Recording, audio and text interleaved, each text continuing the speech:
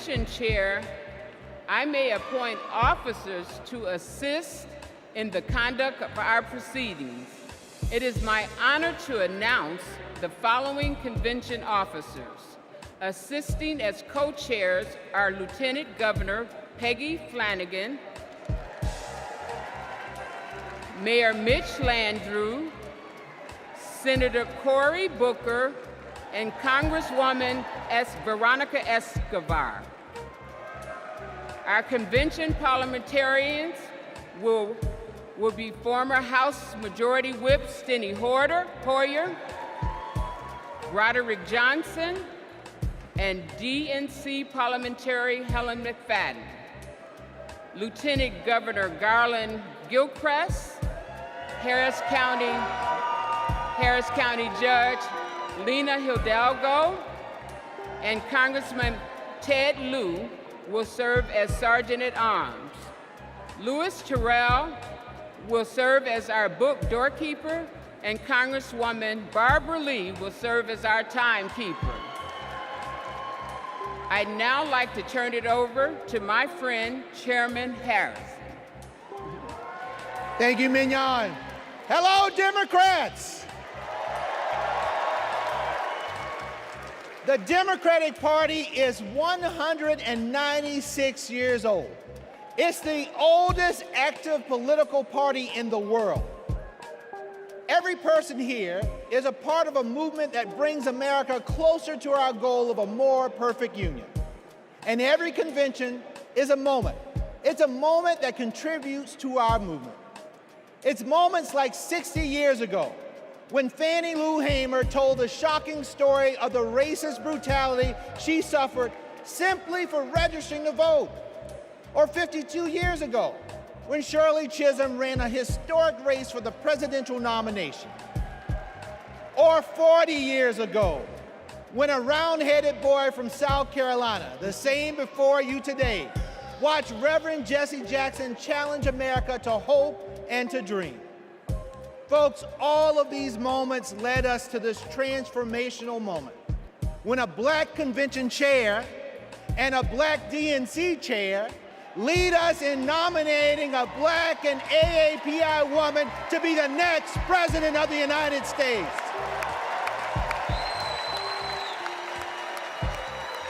Folks, this is because the Democratic Party is and always will be for the people, for our future. We are honored to be a part of American history as we gavel in this convention and celebrate this historic nomination. I would like to thank the incredible workers at this year's convention, the convention staff led by the amazing Alex Hornbrook, and our convention chair, Mignon Moore, and my amazing staff at the DNC. You quite literally set the stage for us today, and we wouldn't be here without all of you. We hereby call the in-person portion of the 49th Quadrennial Democratic National Convention to order.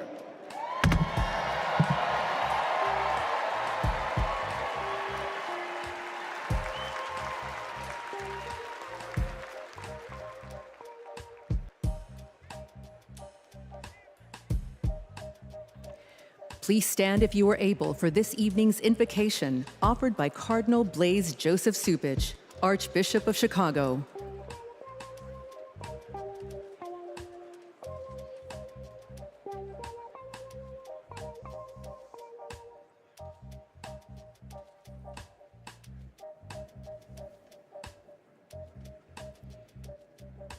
Let us pray. We praise you, O God of all creation. Quicken in us a resolve to protect your handiwork. You are the source of every blessing that graces our lives and our nation. We pray that you help us to truly understand and answer the sacred call of citizenship.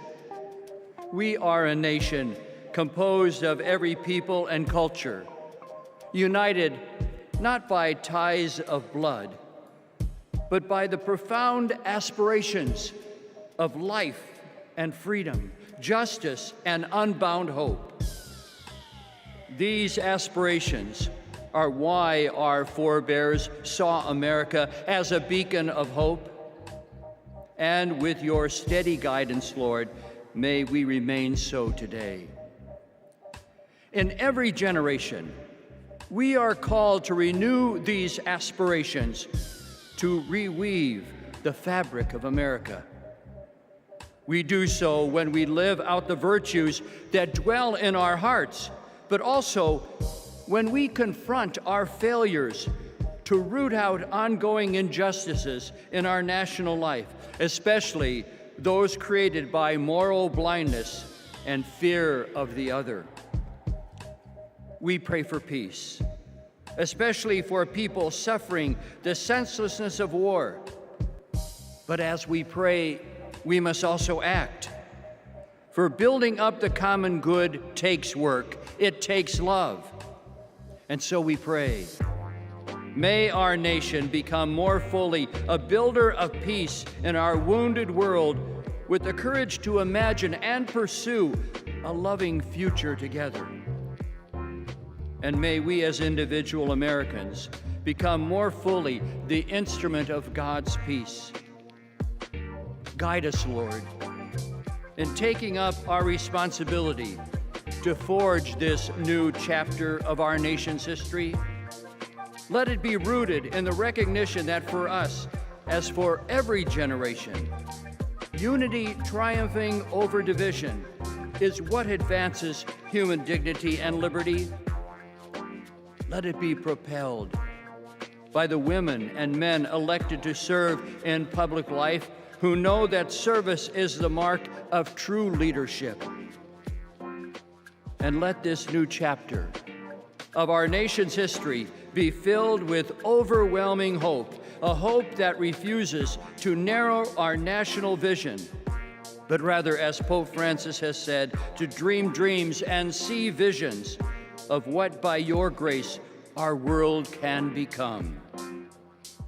We ask all of this, trusting in your ever-provident care for us. Amen.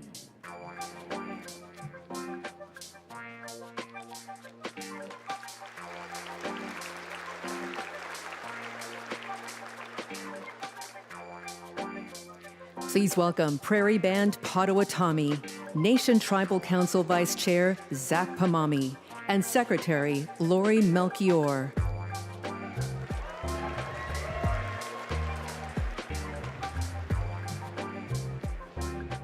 Here we are together on our ancestral homelands of the Prairie Band Potawatomi Nation and our sister Potawatomi nations.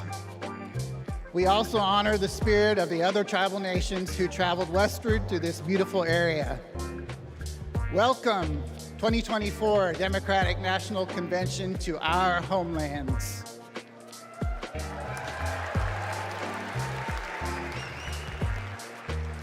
This land has and always will carry enormous importance to its original stewards, our ancestors, and our present-day communities. I am Vice Chairman of the Prairie Band Potawatomi Nation, joined by Secretary Lori Melchior,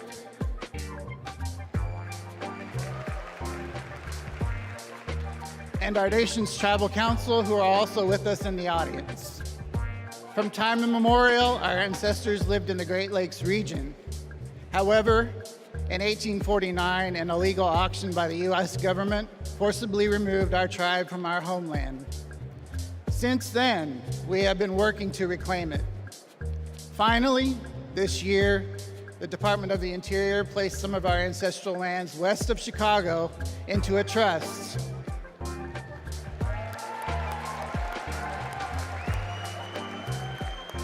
Thanks to the resolve of our tribal community and the Biden-Harris administration, we reclaimed a piece of our home. We became the only federally recognized tribal nation in Illinois in 175 years. Together in our homelands, let's have a joyful, historic convention. Blessings to you all. Miigwech.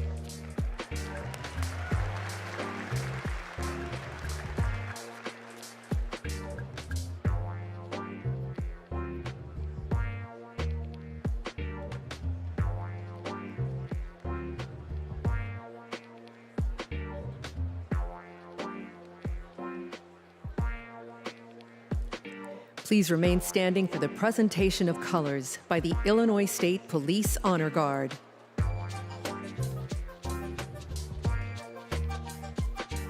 Detail.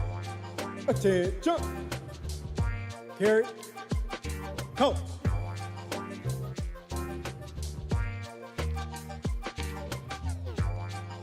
Forward. March.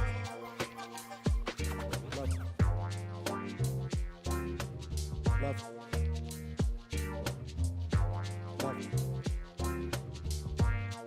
Left. Left. Left. Left. Colors. Colors turn.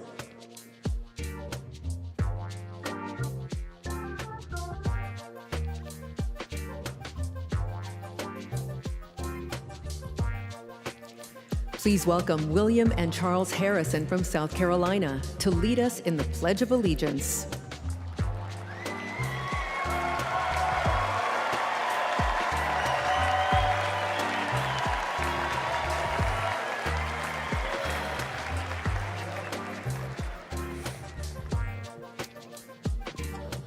I pledge allegiance to the flag of the United States of America and to the republic for which it stands, one nation, under God, indivisible, with liberty and justice for all.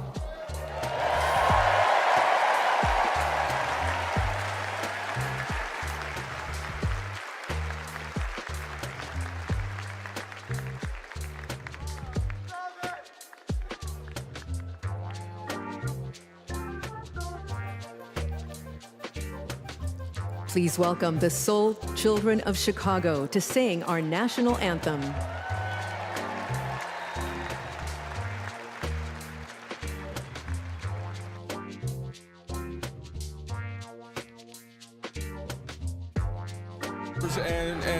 And camera folks have now come across this fencing so we can give you a different vantage point.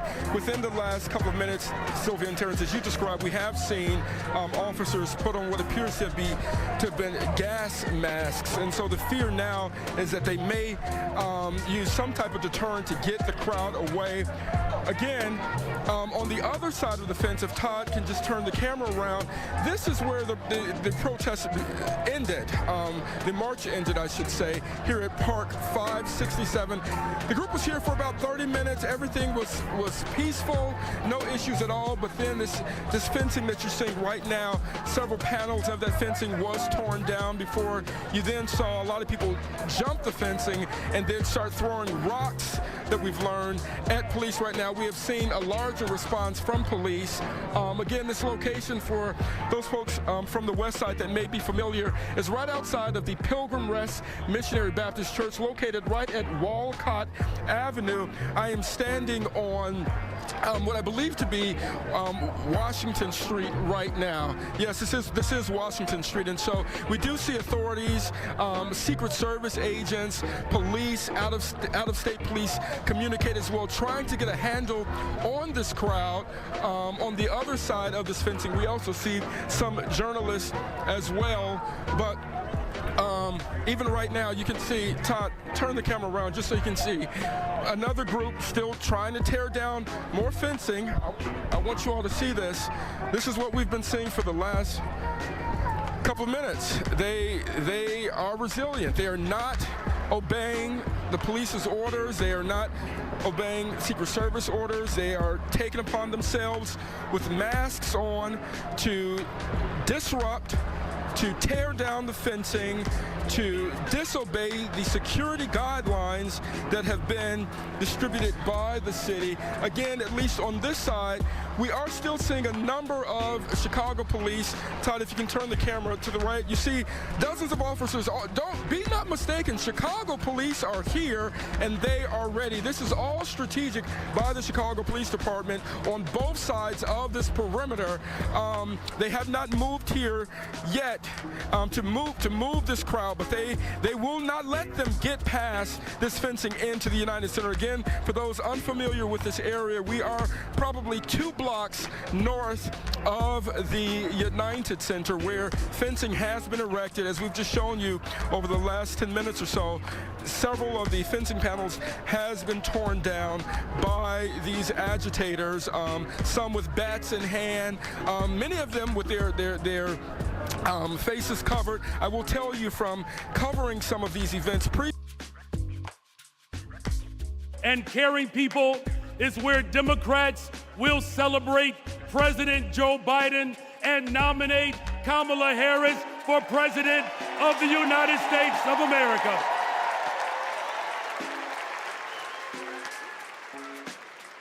As the son of a family that worked to make ends meet, I know that Kamala Harris, the daughter of a mom who worked hard every single day, she is going to look out for the interest of everyday people.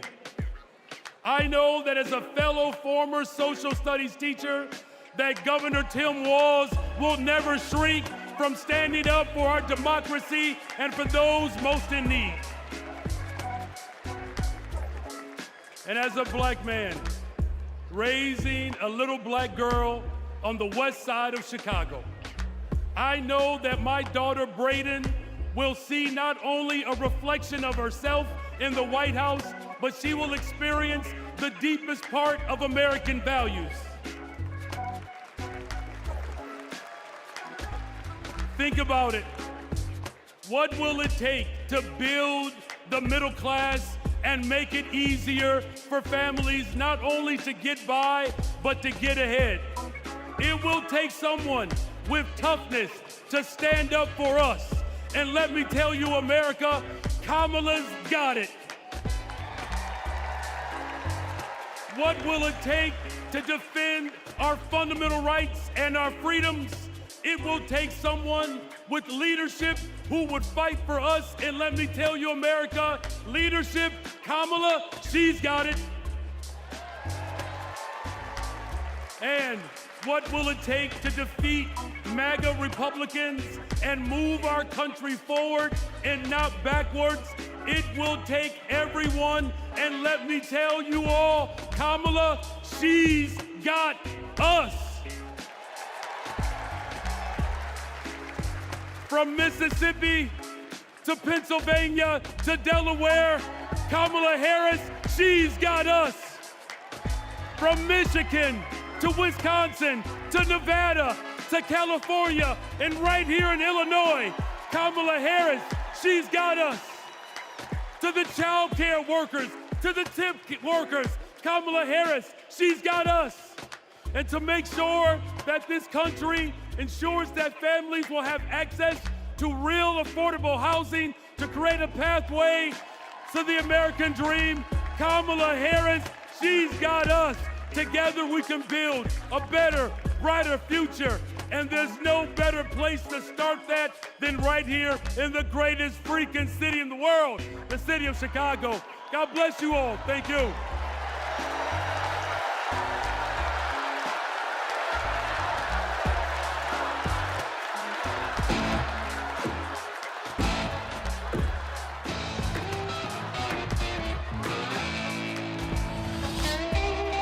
This is our town. We've got steel in our spines, iron in our veins, and hope in our hearts. We've got the flavor, the guts, the grit, and those big shoulders you've heard so much about.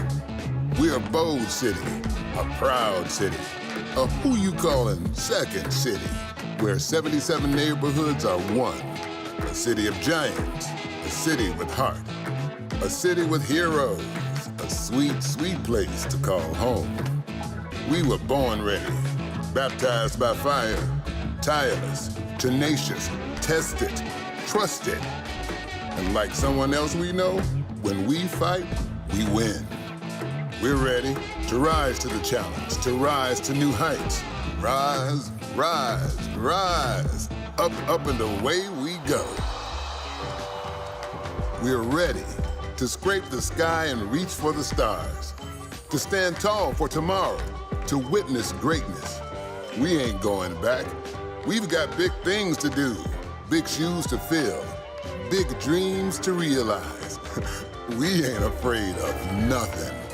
No nonsense, no fear. Oh yeah, we're ready. So America, welcome to Chicago.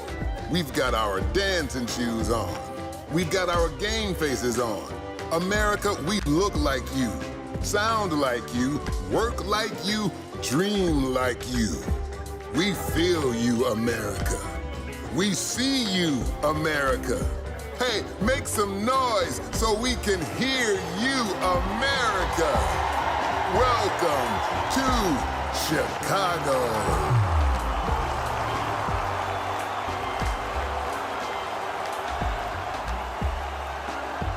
Hello, my friends. My fellow Democrats.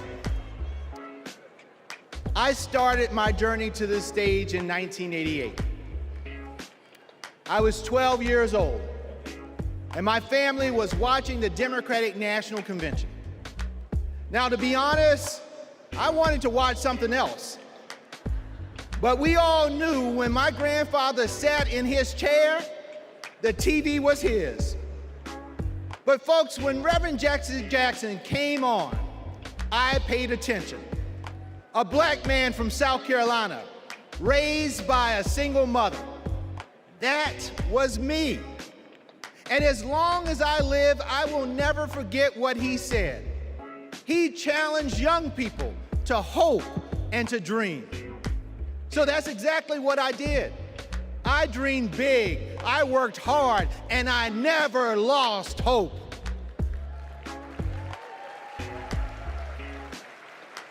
When our power was cut off, when there was nothing in the fridge, when we lost our home to a con man, I never lost hope. And now, my friends, I'm standing on the same convention stage that inspired me, and I'm the chair of the Democratic Party, the world's oldest political party. Folks, only in America. And that's the beautiful thing about this country that I love so much. Hope and hard work can take you anywhere. You can go to college, you can start your own business, you can even win the Olympics. That's the America Democrats believe in, and that's the America Democrats are fighting for. So 4 years ago, my friends, we were a country divided by fear. And we were stuck under a man who preached bigotry and hatred. Hope was lost. But my friends, we found hope in President Biden and Vice President Harris, and the 80 million Americans who stood by their side. And now we are united. We're united in our pursuit of progress because, my friends, they saw us. They fought for us. They heard us. And under their transformational leadership, we have forgiven billions in student loans. We have expanded access to health care, and we have strengthened the middle class. But the fight continues, and there is still more work to do. You know, I know that when we elect Kamala Harris and Tim Walz, they will build on our accomplishments, and they will create a country that works for every American. They will invest in our dreams and our futures, and hope will light our path forward. They will lead us in the fight for America, and believe me, when we fight, we win. And folks, we can never forget who we are fighting for.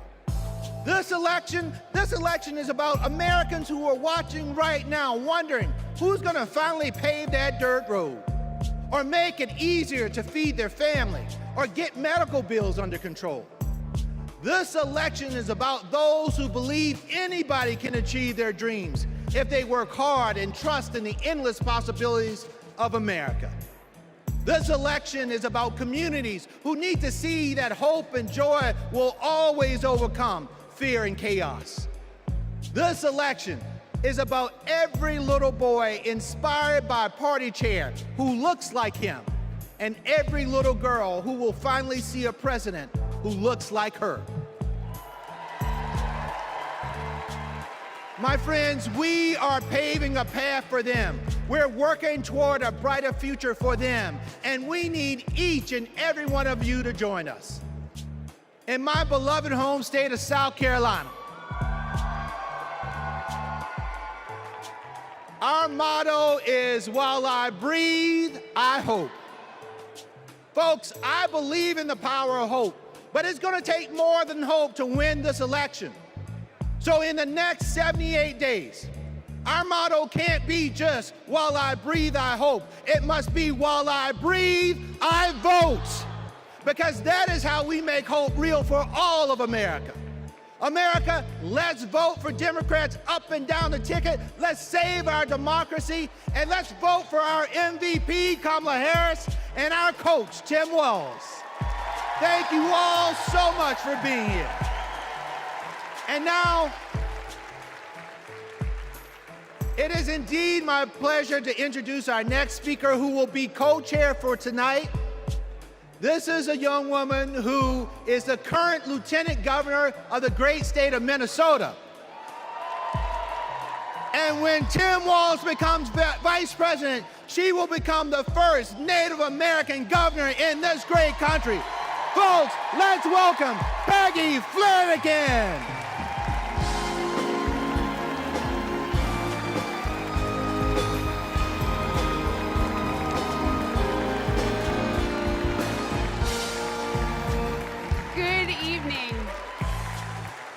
Thank you, Jamie.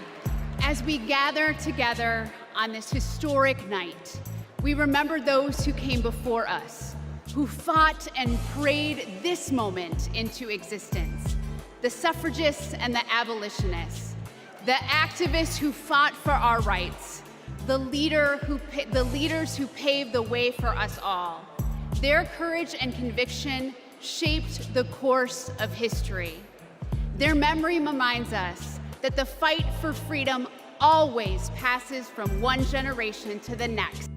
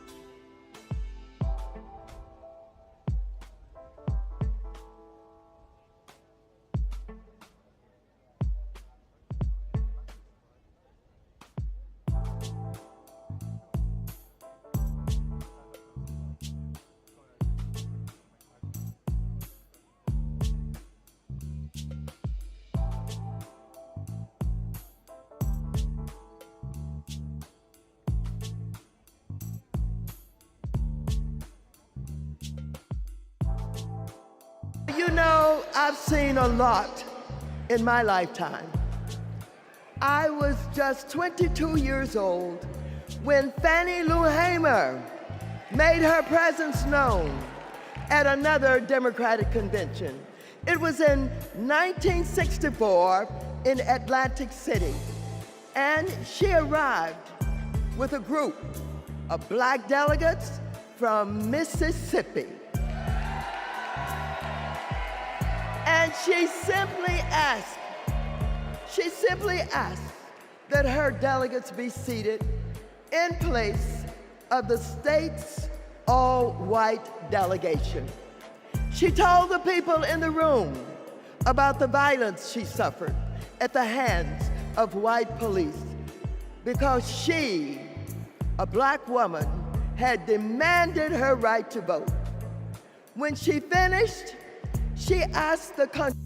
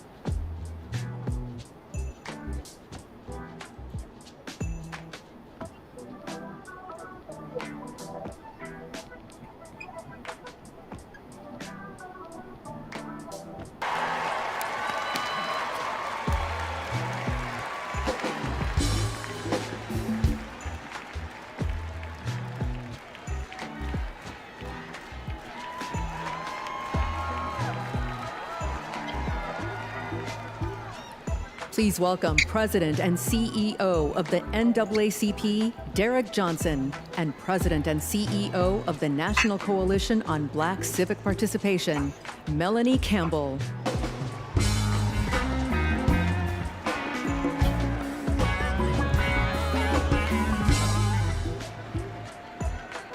Good evening. I'm Derek Johnson, President and CEO of the NAACP, and I'm here to do my black job. Since the founding of our nation, we have been on an unending march to protect this imperfect union. Tonight, we celebrate the power of the collective, of what is possible when we are all in for all people. But as we do, let us not forget the history that preceded this moment or the history makers who prepared us for it. As we just heard, in 1964, the Mississippi Freedom Democratic Party, led by Fannie Lou Hamer, and Mississippi NAACP State President Aaron Henry, who stood tall and challenged a process that excluded them to ensure that we will all be recognized here tonight. In 1973, the historic elections of Atlanta's Mayor Maynard Jackson, Detroit's Mayor Comey Young, and LA's Mayor Tom Bradley paved the way for another historic election just 10 years later, right here in Chicago, with the election of Harold Washington as the first black mayor of the city of Chicago. And in 1988, the Reverend Jesse Jackson, in his second quest,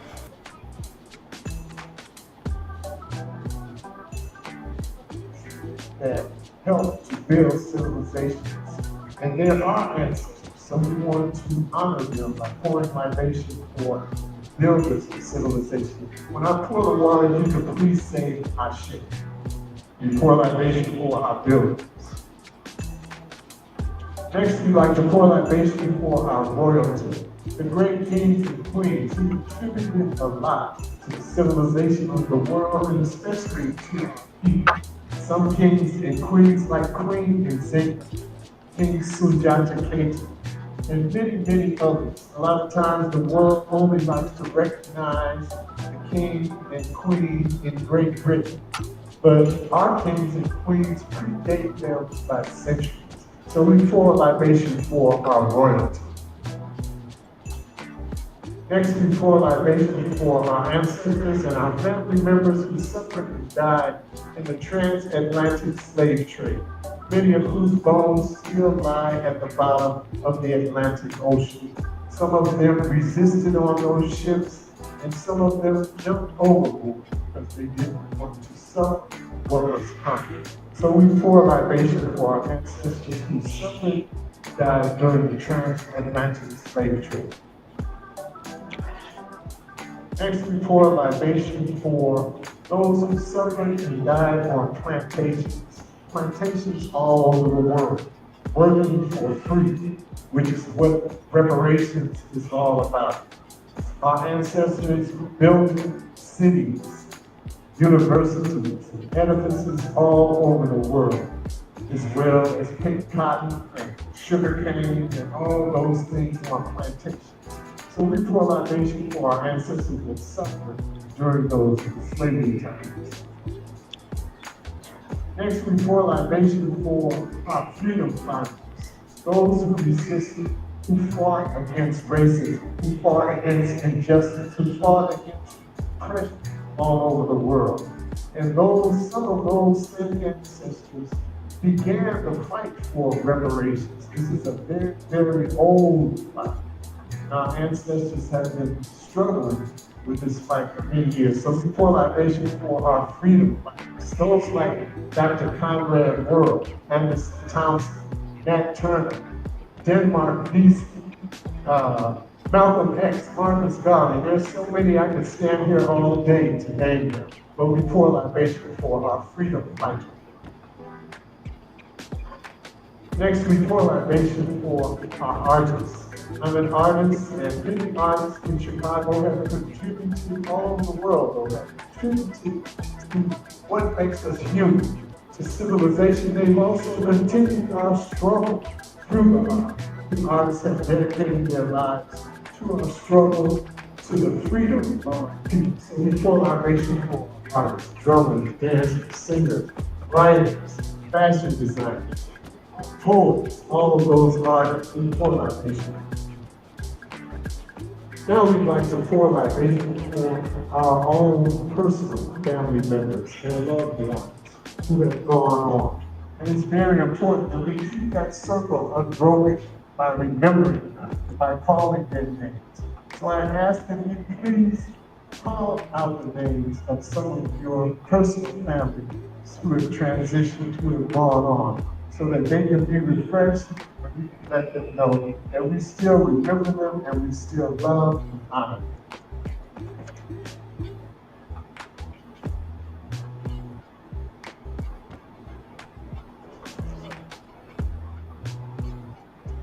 Thank you so much. We pour libation for our loved ones. And next, we'd like to pour libation for those children who are yet to be born. They will stand on our shoulders one day. They will carry on the struggles that we started and that we're involved in. So we pour libation for them that when they reach the world, they will come with all the things that they need to continue our struggle and to be victorious in the things that we're struggling for. So we pour libation for our children yet to be born. And we ask God, and we thank God for all of our ancestors. And we thank God for each and every person that's here today. We ask that God, our ancestors continue to guide, continue to protect, to continue to inspire us. If we can all say, Ashe, Ashe, Ashe. Thank you so much. I appreciate it. Thank you so very much for that. All right, it's time for some dancing, y'all. Ready for a little dance? Yeah! Okay. So we have a variety of independent dancers from various dance companies throughout Chicago. We have the Moon 2 Dance Theater, Ayo Ballet, I say that right, Drum and Dance, Azania Drum. And just so you know, the Moon 2 Dance, they're gonna have Dance Africa Chicago. That's happening in October the 27th. And Shy Village on Kwanzaa, 12/26. December 26th, they're having a big Kwanzaa celebration right here, honoring Dr. Worrell and the legacy of other people in the community.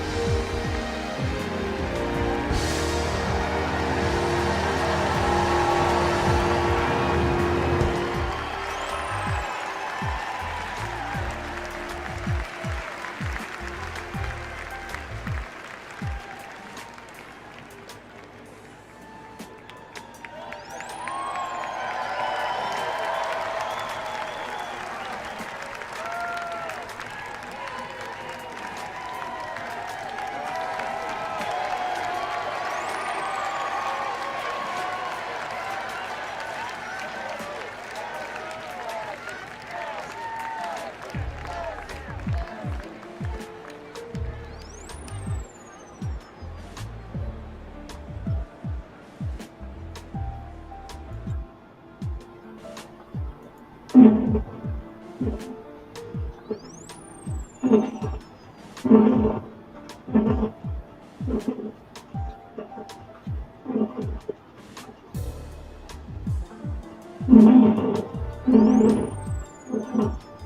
you did. She did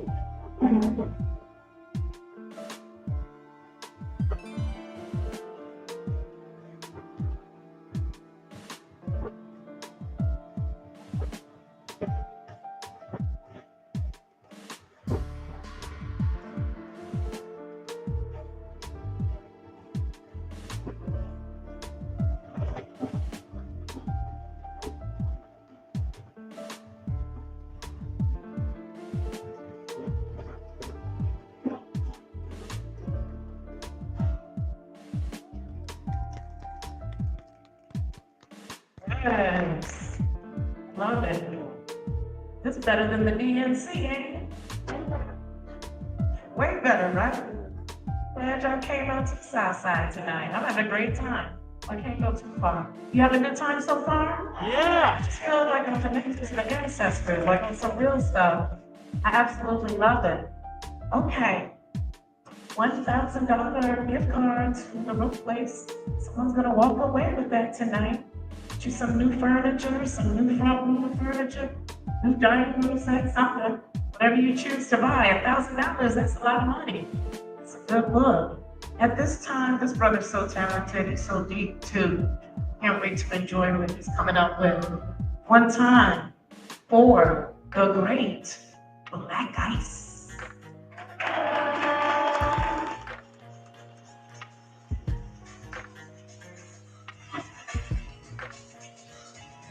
What do we want? What do we want? What do we want? What do we want? What do we want? What do we want? What do we want? What do we want? What do we want? What do we want? What do we want?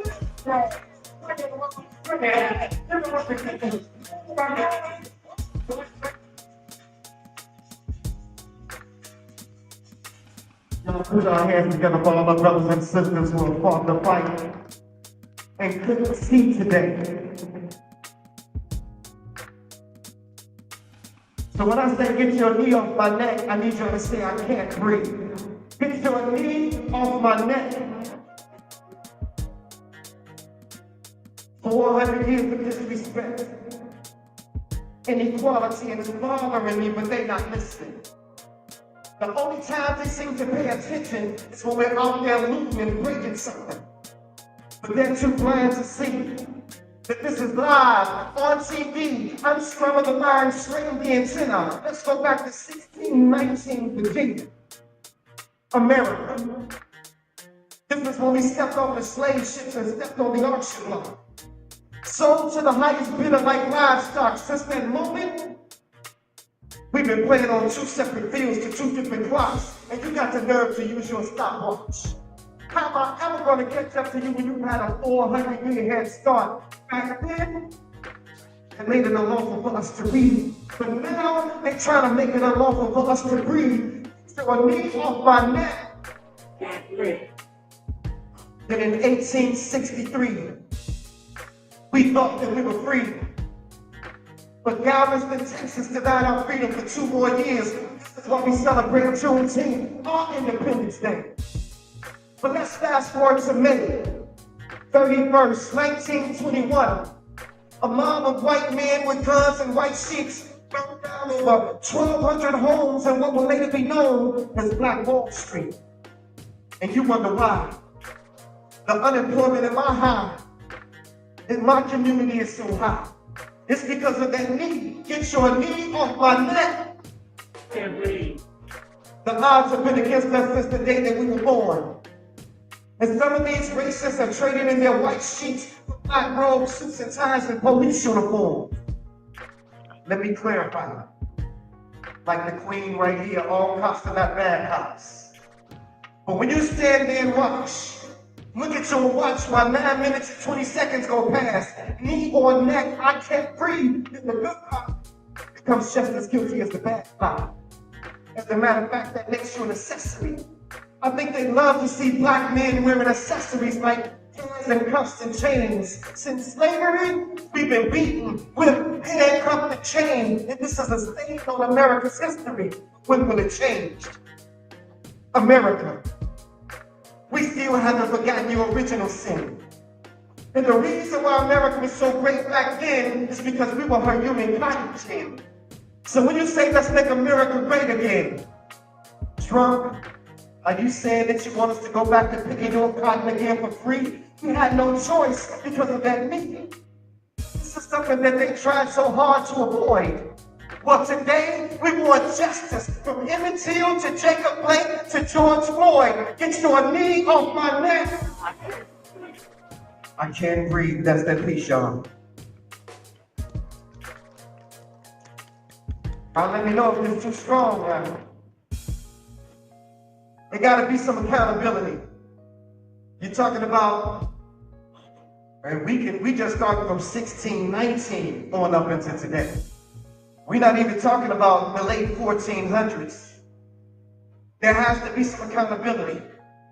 When we talk about reparations, most people think about chattel slavery.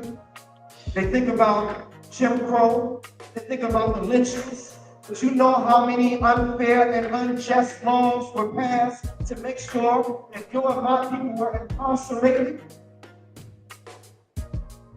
That was the new form of slavery, incarceration. As a matter of fact, the police was created to catch slaves back in the day. And so since we don't know no better, we look at the young black brother and we say, oh, look at the drug dealer. Look at the gang banger.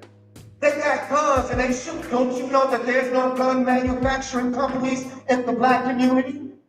On the south side and the west side of Chicago, there's no chemistry labs on the south side and the west side of Chicago. See, I come from England, south side of Chicago, Auburn, Western neighborhood, Austin, Lawndale. There's no chemistry, no factories making these drugs, but they show up in our community. That's not a mistake.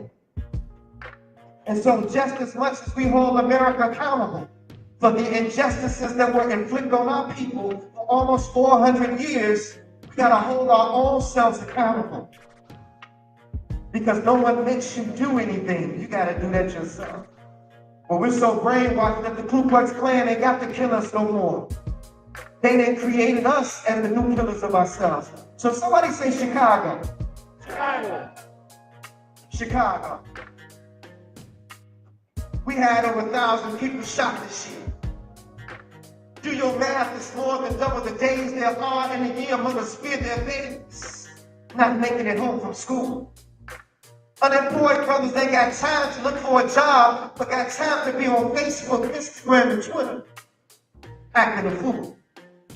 And these gangs out here ain't following no rules. They ain't got no structure, but they knew exactly what they were doing when they denied the road for jump forward and Larry. See, there's an old saying, cut off the head and the body would fall. Let this be a lesson to all y'all, and I'm a part of some of these Chicago rappers who boast to the world on how their lyrics be so cold. And some of them will get right on stage and talk about how God saved their soul. But won't get out here and go to none of these schools or get out here on none of these streets to even try to save just one soul. And the church, oh, y'all didn't hear me. I said in the church, if you're really there to help save lives, then let me make a proposal. If the church you attend ain't involved in community affairs to help save lives, then stop paying your tithes. And as for the Black Lives Matter movement, you didn't think I was going to let you off the hook, did you? I believe that Black Lives Matter, but when are Black lives going to matter to Black people?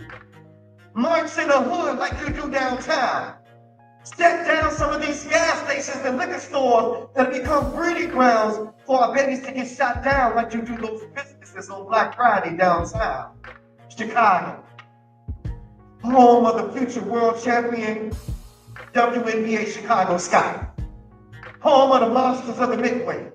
Home of Michael Jordan and the Chicago Bulls. See, I don't think y'all understand.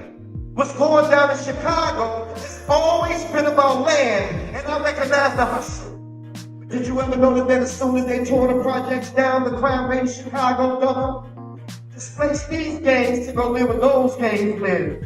Let them kill one another. So if an innocent baby gets killed, we'll go to the funeral and send flowers to the mother. In the meantime, let the land on the south side and the west side become devalued. And ain't no scholar, but in our community right now, they're selling vacant land for just $1. $1. And like the land that the projects used to stand on. They gonna build retail spaces and condos. And while we addicted to Facebook, Instagram, and Twitter, and our babies are addicted to nachos and cheese, little baby Chucky say cheese, Chicago.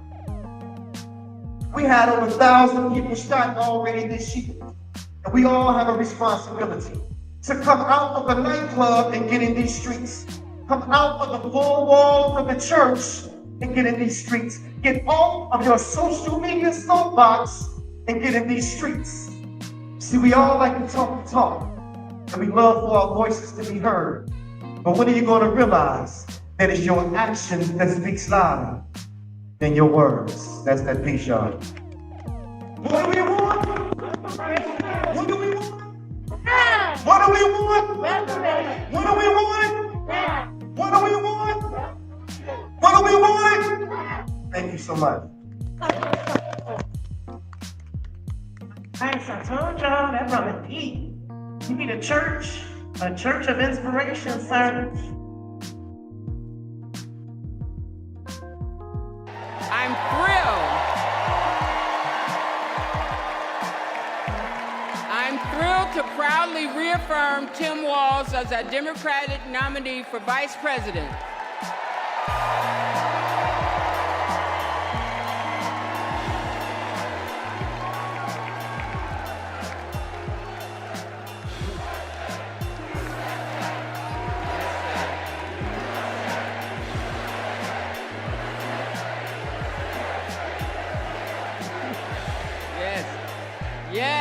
Yes, USA. Pursuant to our convention rules, Governor Walz has been invited to make an acceptance speech, which he will deliver on Wednesday, August 21st. Thank you, my friends. Delegates, please welcome to the stage co-chair Peggy Flanagan to resume chairing our convention.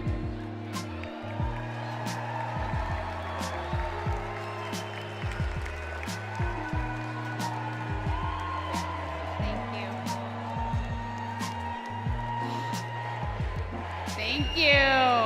Thank you. Well, good evening, and welcome to the first night of the Democratic National Convention. I'm Peggy Flanagan, Lieutenant Governor of Minnesota, and I am thrilled to be here in Chicago with Democrats from across the country to rally around Kamala Harris and Tim Walz and their vision for America. It's been 8 years since we last came together as a party, and I can feel the excitement in this arena. It's filled with energy and with joy. Our theme tonight is for the people. We'll hear from union leaders, civil rights advocates, and our fellow citizens. And we'll hear from our president, Joe Biden, who has been a champion for the people for his entire life. My name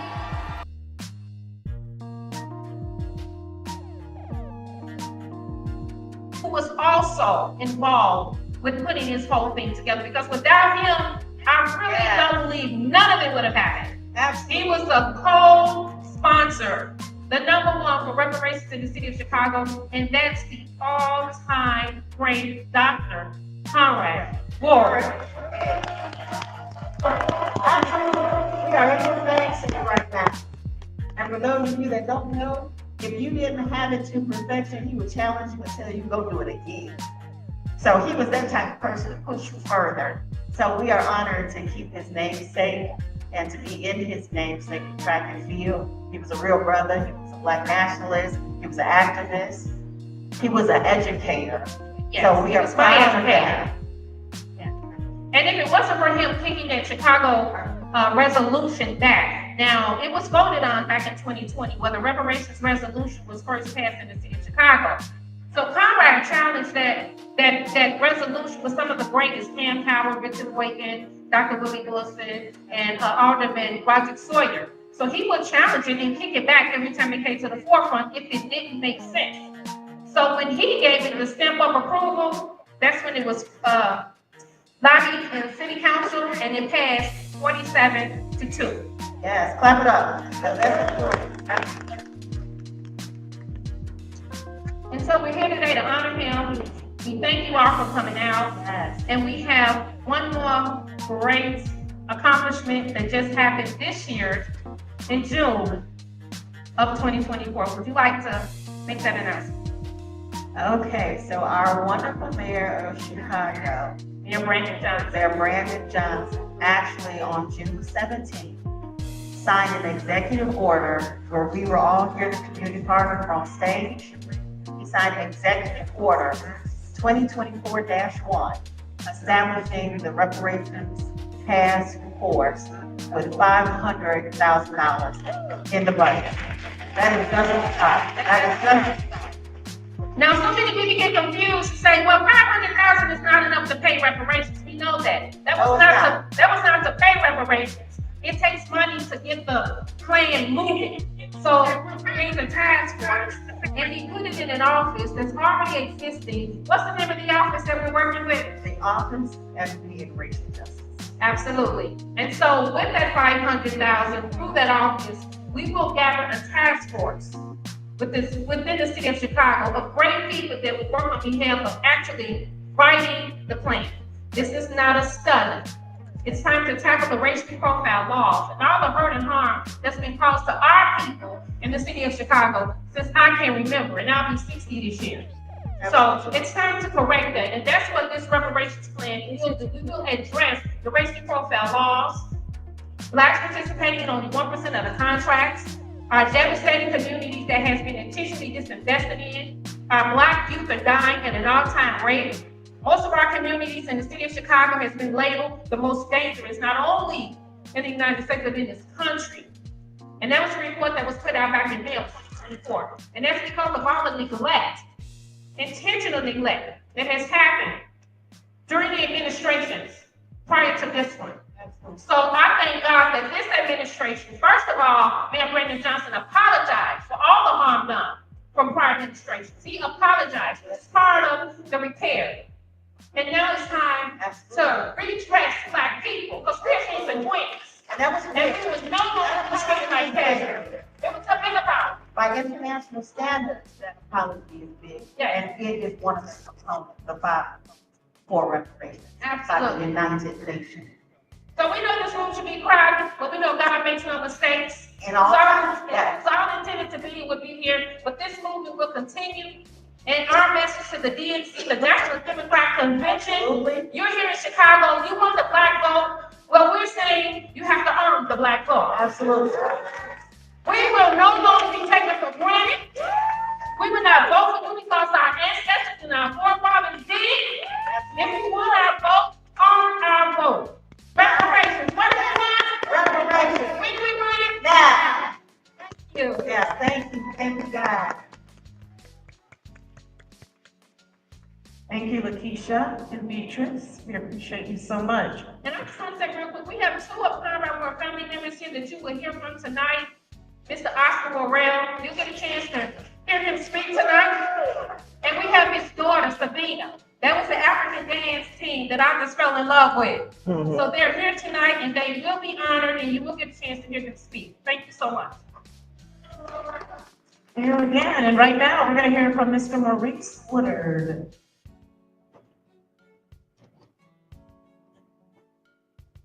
How y'all doing today? Good, good.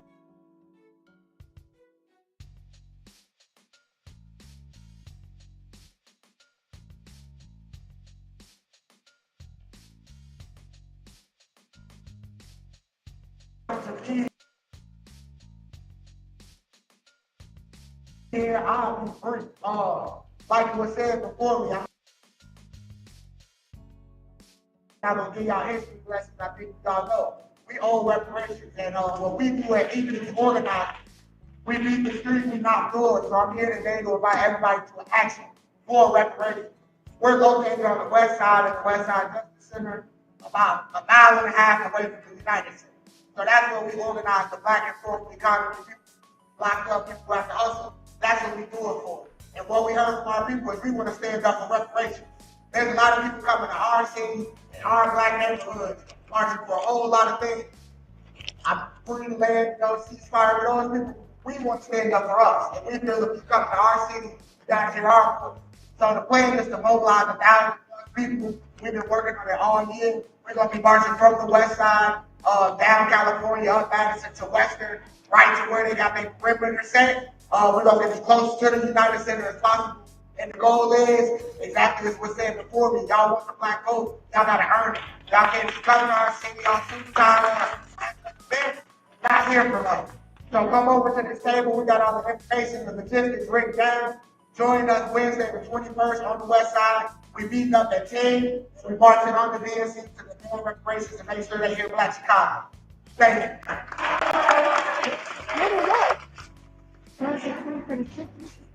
You showed up for short and to the point, right?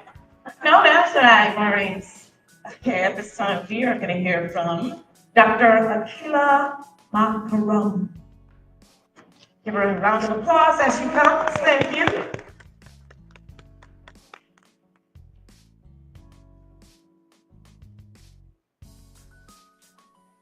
Thank you, my beautiful sister.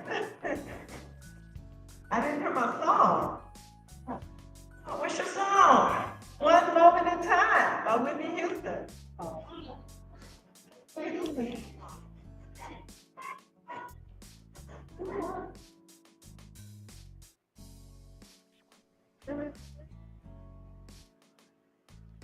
One Moment in Time by Whitney Houston.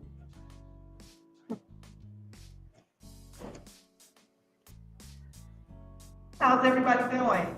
Great. Good, good, good.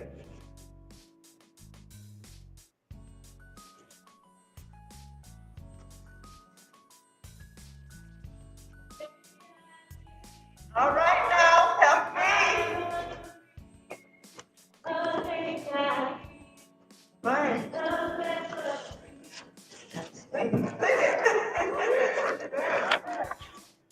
That sounds good, right? Come on. Each day I live, I want to be.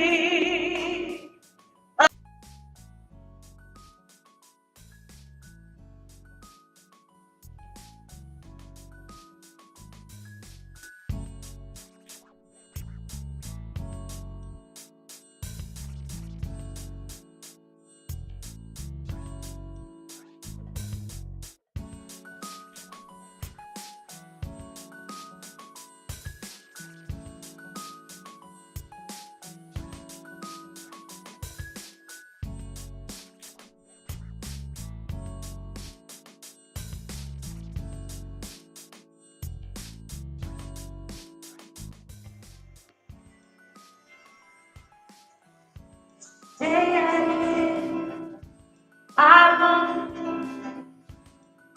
a day to give the best of me.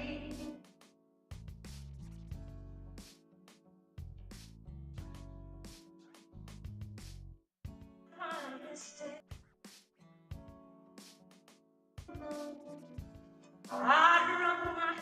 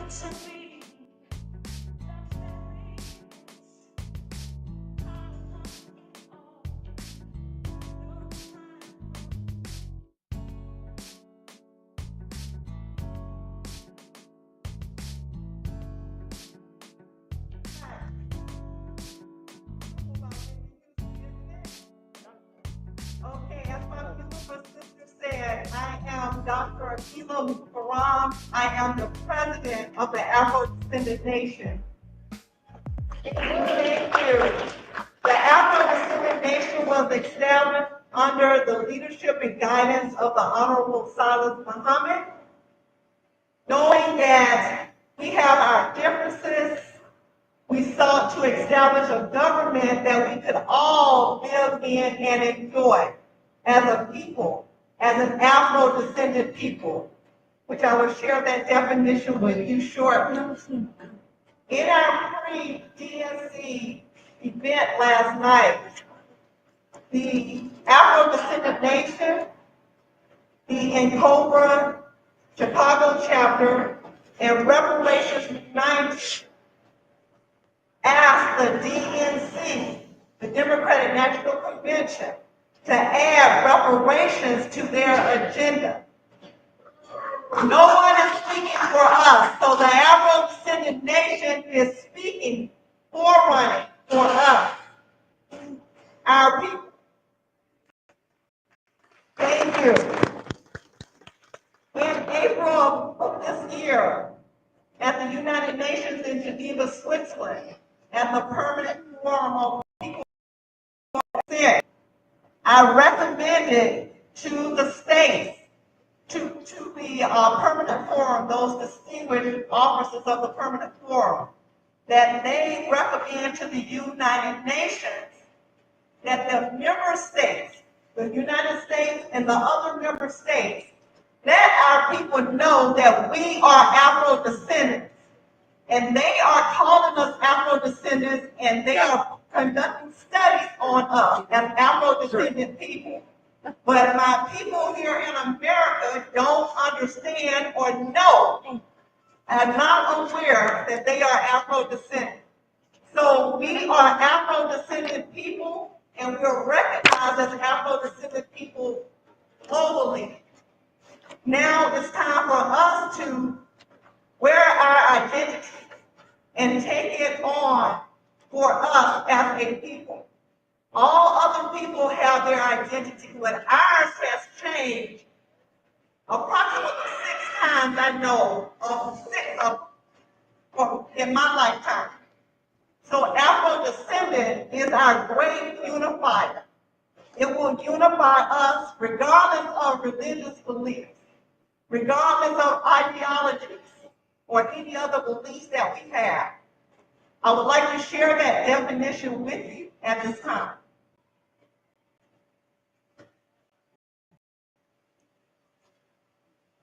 Share it exactly the way that I shared it at the UN. The term Afro-descendants refers to descendants of peoples who were forcibly dispossessed of their homeland, Africa, were transported to the Americas and the slavery diaspora for the purpose of enslavement, were subjected to slavery,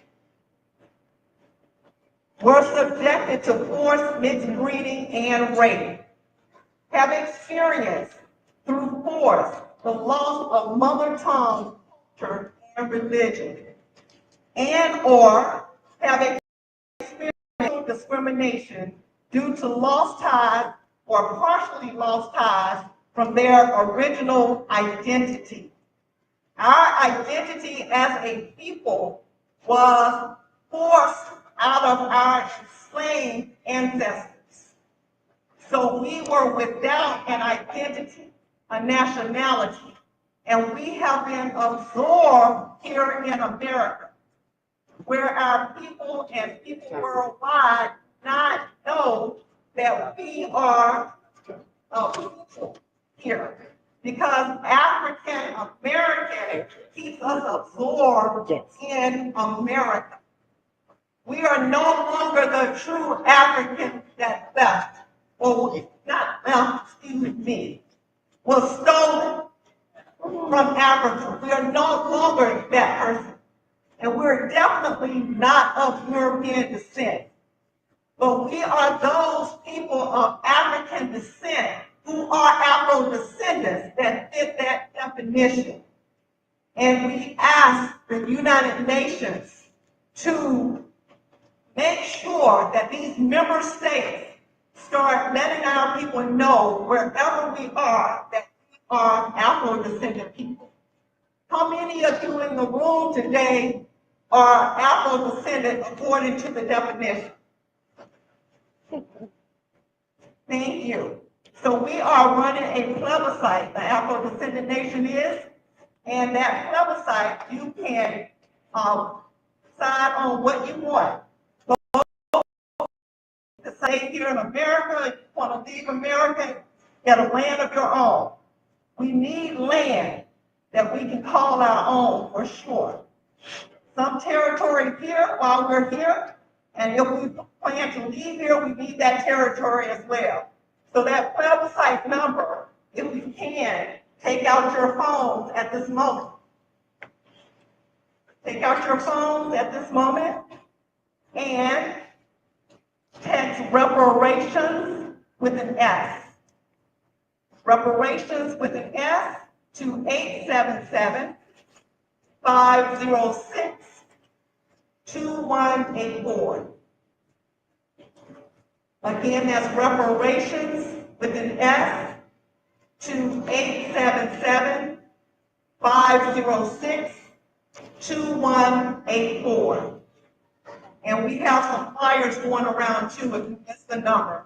Thank you so much for your attention. I appreciate it. Have a great evening. Thank you so much, Dr. We appreciate that great information. You guys still with us? Yes, outside makes noise. Okay, that's what I'm talking about. Thank you, family, for that. And from Afro Elite, right now we will hear from Mr. James McCoy.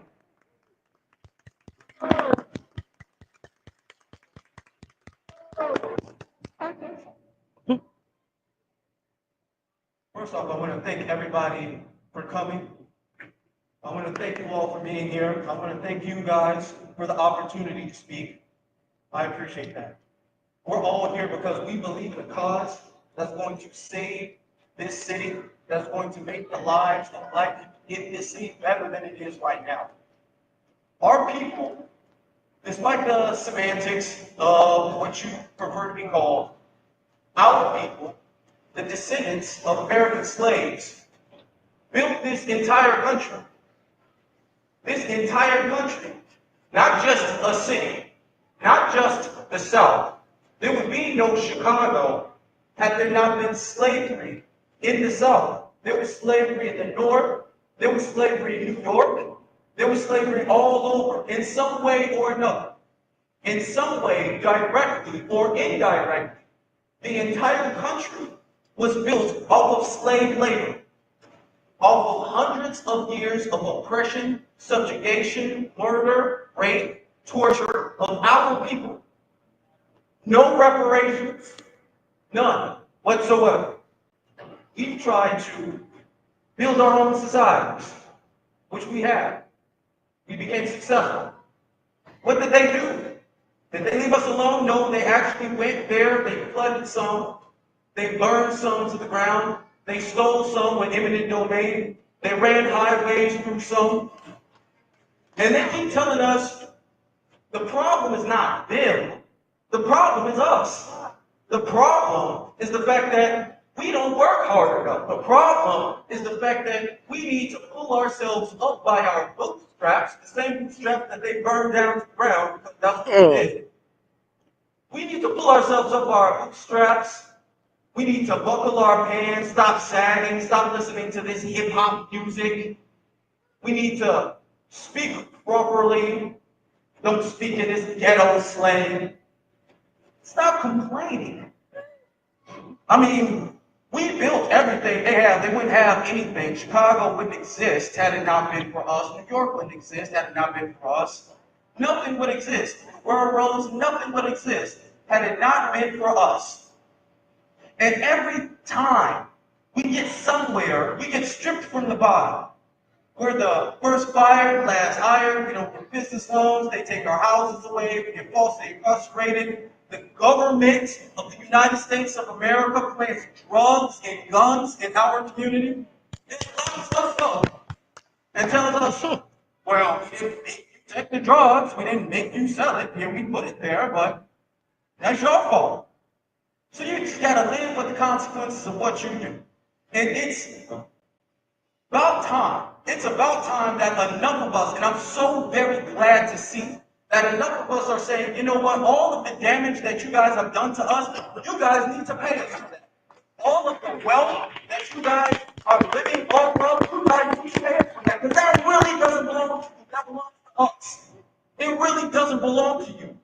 This country really doesn't belong to you. There was no country here. We didn't come to America. We built America. We built America. There's no country before we got here. They made it seem like they bought us to something that they already had. They didn't have anything. They didn't have any houses. They didn't have any roads. They didn't have any bridges. They didn't have any railroads. They didn't have anything. We made it. And then they tell us we aren't owed anything. So it's about time, after centuries, that we say, you know what? We're not playing your game anymore. Now you need to follow our rules. Now you need to give us what we built back. You need to give us our wealth back, to return everything, and you need to repair us the same way, equal to the way you guys have damaged us for all of these years. One of my absolute favorite quotes from Dr. Martin Luther King is that justice delayed is justice denied. And have we not been delayed justice? Have we not been stalled? How many times have they said, don't worry guys, when I get in office, I'm gonna fix the south side of Chicago, I'm gonna fix the west side of Chicago, I'm gonna put businesses there, communities there, all the schools that I took down 10 years ago, they're all coming back. How many times have we heard that line? As any schools that they shut down, has any of them come back? Has any of the businesses that went bankrupt because of poor economic conditions, have any of them come back? No. But they tell us, you know, there's a process to repairing. There was no process to harming you. There was no process to damaging you. There was no process to subjugating you. But there's a process to repairing you. So you got to be patient, because what we need to do, we need to pass a bill so we can have a conversation, so we can discuss the options about if we're going to do anything. And that's the process of doing things. And it tells us just wait. Things can't happen overnight. You have to understand things can't happen overnight. Then I say, okay, that's fair. That's fair. Things can't happen overnight. But then, I'm sorry, but then it kind of confuses me, because you have thousands, tens of thousands, hundreds of thousands, millions of illegal immigrants. You have millions of illegal immigrants coming to visit right here. And they're getting reparations. They're getting reparations. Let's call it what it is. Reparations and resources. You got homeless black folks, veterans, sleeping outside, sleeping all cozy in hotels, nice hotels. Some of them are in the police stations. Now they're probably not there anymore because they beat all the police up after they get the chicken box. Okay. They tell us, oh, there's a process of repair. You guys gotta wait. Okay, we gotta have enough votes, we gotta have the Senate, we gotta have the House, and we can't do anything that's only gonna benefit you. Something for everyone. The harm that we face, who to us? But the repair, right. Everybody got to be involved in that. Okay. So if we gotta share, we gotta wait and share. We gotta wait and share. Why do they not have to wait and share? It's about time we start asking that question. Why do they not have to wait and share? I know there's criminals. Let's be honest. There's criminals coming over here committing crimes all over in the city. Then they get locked up. The judge says, let them go. They didn't know what they were doing. They change their name. They commit another crime. They get locked up. Do the same thing over and over again. They lock you up, you speed. Your license is suspended. Oh, you're going to jail. Oh, you need bail. They don't need bail. They don't need anything. So let me ask you.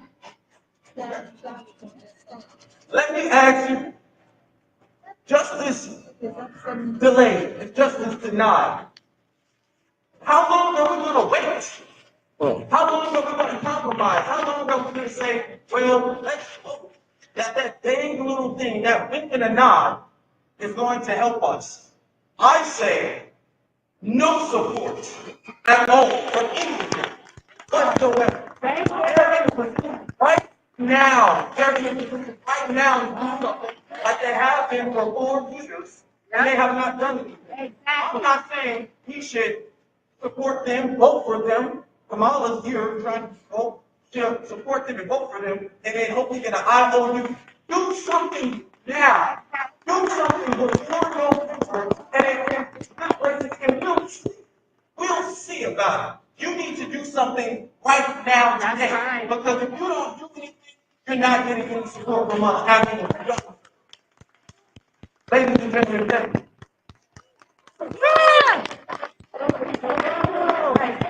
Very much, we appreciate it.